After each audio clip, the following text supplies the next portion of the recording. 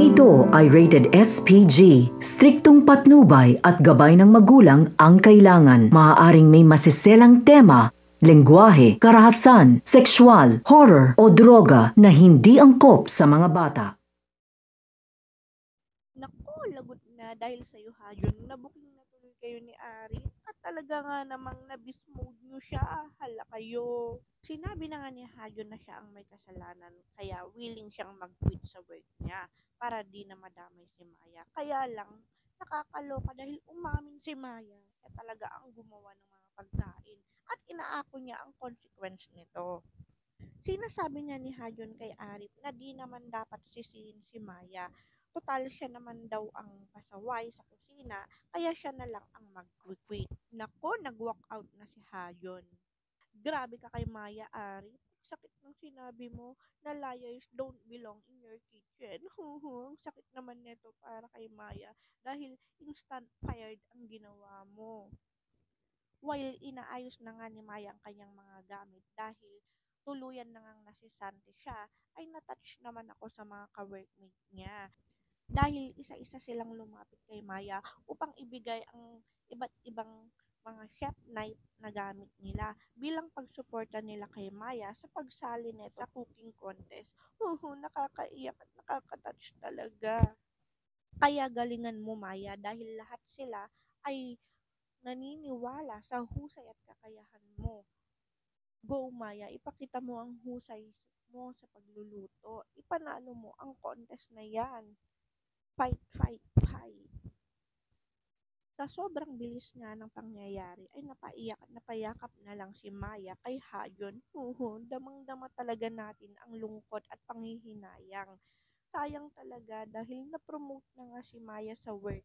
Pero nasisante rin ito agad dahil nga sa paglabag niya sa kanilang company rules. Tahan na, Maya, malalampasan mo rin yung pagsubok na nararanasan mo. Kaya mo yan. Sobrang nakakaawa si Maya at nakakasad talagang makitang umiiyak siya. Huwag ka nang umiyak, Maya. Laban lang at huwag kang susuko dahil marami pang opportunity na darating sa'yo. Ganyan nga, i-push mo ang pagsali sa contest at ipakita mo kay Arif kung anong klaseng chef ang sinayang niya. Go, go, go. Ay nako, nakakakilig naman. Sobrang tight ng yakap ni Hayon kay Maya. Naka 3 points na naman si Hayon sa hag. Pinagpatuloy pa rin ni Maya ang kanyang pagluluto at pagtitinda upang makaipon ng kanyang pang-entrance fee. At eto nga ay buo na. Yehey! Pumunta si Hayon kina Maya at nadatnan niya ang mga ito na nagluluto ng soup. Nang biglang mapansin ni Maya ang sugat nito sa kamay. At nabanggit nga ni Estelang sinabi sa kanya ni Hayon na ito ay kanyang nahiwa. Kaya naman, ginamot at inayos ni Maya ang benda nito at sabay tanong na saan siya pumunta ng buong araw dahil wala ito. As usual ay hindi inamin ni Hayon na nagpunta ito ng Manila kundi sinabi niyang may tinulungan lang itong kaibigan at ito namang si Stella ay napakamarites. Tinatanong nito ang pangalan ng kanyang kaibigan at sinabi nga ni Hayon sa nabasa niya ay Roy. Hay nako, Hayon, pasaway ka talaga.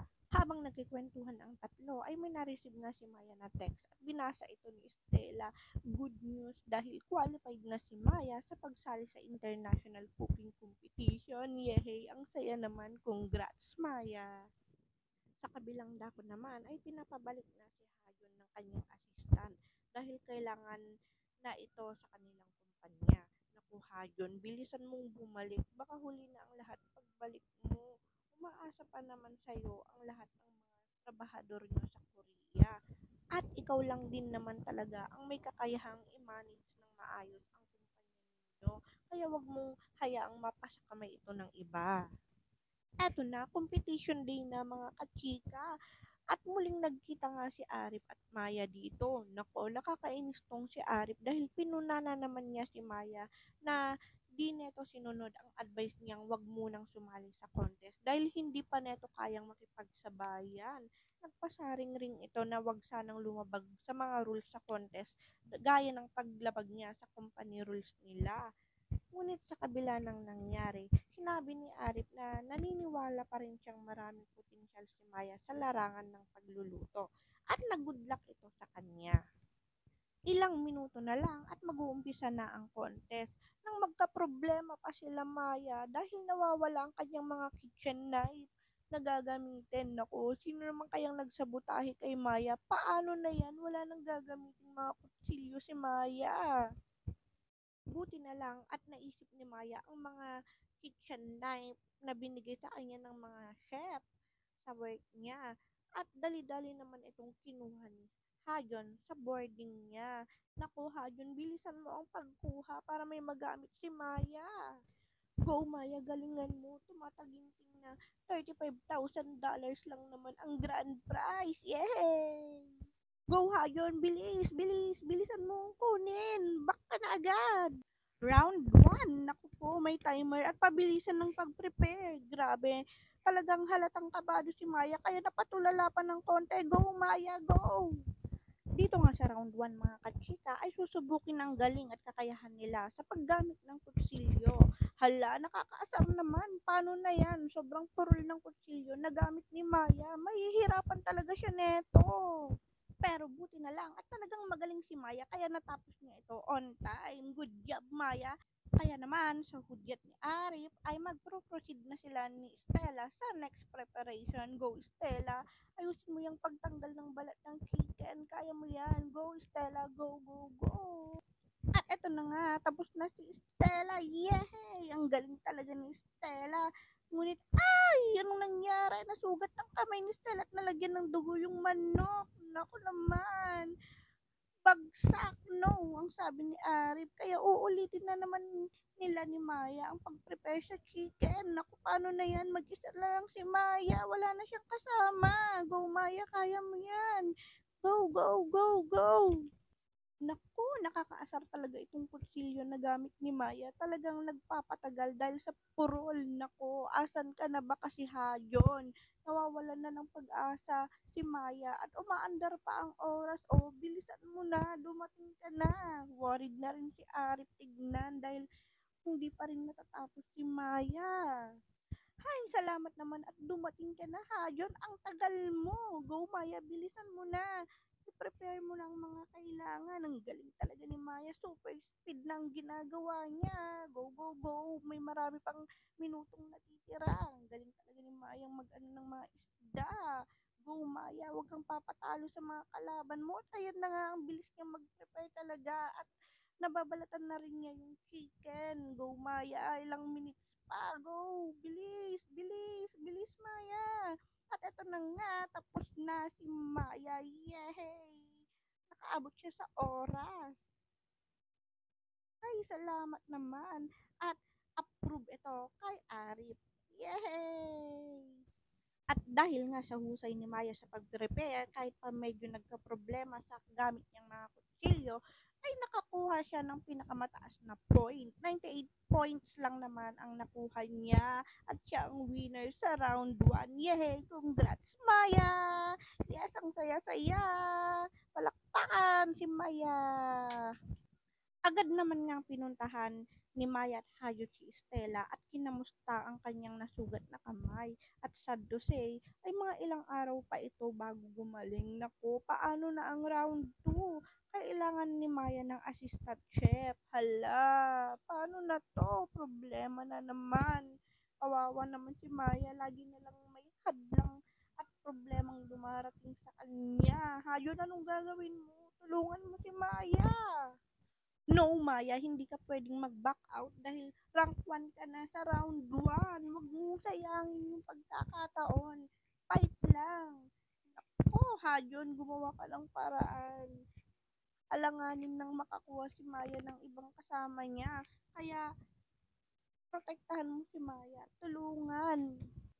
Ay, salamat naman, Hayon, at hindi mo hahayaang mag-isa lang si Maya na humarap ng problemang ito. Thank you dahil ikaw na ang magiging assistant chef niya sa round 2. Good luck sa inyo. Kaya nyo yan. Huwag kayong susuko. Tumawag na naman nga ang assistant ni Hayon upang sabihin kailangan na talaga niyang bumalik dahil wala ng oras. Kung di pa ito makakabalik at magpapakita, ay mapupunta na ang kumpanya sa kapatid niya dahil magiging powerless na ang kanyang papa dahil nakaratay na lang ito sa hospital. At pag nagkataon na ko, Hayon, mawawala ang binigay na mana mo. At eto na nga, nagpe-prepare na nga si Maya nang makita niya si Enzo na piling gwapo na admirer ni Maya noon na ngayon ay makakalaban na niya sa competition. Napakamarites nitong si Enzo at sinabi kay Maya na may mayaman itong Koreanong boyfriend na nagbayad ng mga utang niya sa Pinas at nagbayad ng entrance fee niya sa contest kaya ito nakapasok. Naku, mukhang mabubuking na ata si Hayon. Ang kapal din talaga nitong si Enzo dahil sigurado daw siya na kaya nakapasok si Maya sa contest ay binayaran ang kanyang entrance fee ng mayamang Koreanong boyfriend niya. At ito na nga mga kachika, tinawagan ni Maya ang kanyang tita upang i-confirm yung tungkol sa utang niya. At ito nga, sinabi nga ng tita niyang may nagbayad nga ng mga utang nila ng mami niya. Ay naku Maya, wag ka nang mag-isip kung sino. Si Hayon lang naman yung tumulong sa'yo dahil gusto niyang wala ka ng problemahin. Hay naku talagang nagulat at hindi makapaniwala si Maya sa nalaman niya. At eto na nga, umpisa na ng round 2 ng kompetisyon kung saan magluluto sila ng best dish na magre-represent sa South Asian culture. And timer start now. Kanya-kanyang kuha na nga ng mga gagamiting ingredients mga kachika. At mukhang si Maya, ang gagawin niya ay isang dessert na popular sa Pinas. Nako, hula kong gagawin nito ay special na bibingka dahil may dahon ng saging. Ayan na, talagang busy ang lahat sa paghahanda ng kanilang mga Asian dish. Naku, sino kayang mananalo sa kanila? Mukhang hula ng mga judge ay yung team ni Enzo ang mananalo. Naku, go Maya and Hayon. Naku, anong nangyayari sa'yo Hayon? Narinig mo lang yung pagkayod ng nyug ni Maya ay bigla mong naalala yung mama mo. Naku Hayon, ano bang nangyayari sa'yo? Ano ba? Bakit bigla mong iniwan na lang si Maya sa ere? Naku, kawawa naman si Maya. Mag-isa na naman siya. Ano bang nangyayari, Hayon? Ano ba kasi yung bigla mong naalala, Hayon? At nagkaganyan ka na lang. At eto na nga, dahil walang kasama si Maya at ang nanalong team ay team nila Enzo. Ay, naku, Hayon. Iniwan mo naman kasi si Maya. Yan tuloy, nagalit na siya sa'yo. Ay, nako, bakit mo ginawa yun kay Maya? Ayaw niyang tanggapin tuloy yung sorry mo. Sayang naman yung round 2. At eto na nga, kinumpronta na nga rin siya ni Maya kung siya nga ba ay pumunta ng Pilipinas. At sinabi na nga ni Hayon na gusto lang niyang makatulong kaya binayaran niya ang mga utang neto sa Pinas. At sinabi na nga rin ni Hayon ang tunay niyang pagkatao na hindi nga Jack ang tunay niyang pangalan kundi Hayon. Wala lang daw siyang lakas ng loob na sabihin yung totoo. Pero nagagalit pa rin si Maya dahil hindi naman daw mababago ng totoo ang katotohanan. Ay, Hayon, paano na kayo ngayon ni Maya? Maya, si Hayon yan, yung kababata mo. Sana ay makilala mo siya. Si Hayon noon. Abangan natin mga kachika ang mga susunod pang mangyayari. So, ang ating secret ingredient for this episode mga kachika ay special bibingka with salted egg.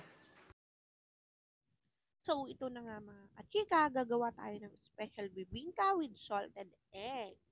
In a mixing bowl mga kachika, let us combine 1 cup rice flour, 2 and 1/2 teaspoon baking powder, 1/8 teaspoon salt, 3 tablespoon butter, 1 cup coconut milk, 1/4 fresh milk, and 1/2 cup sugar.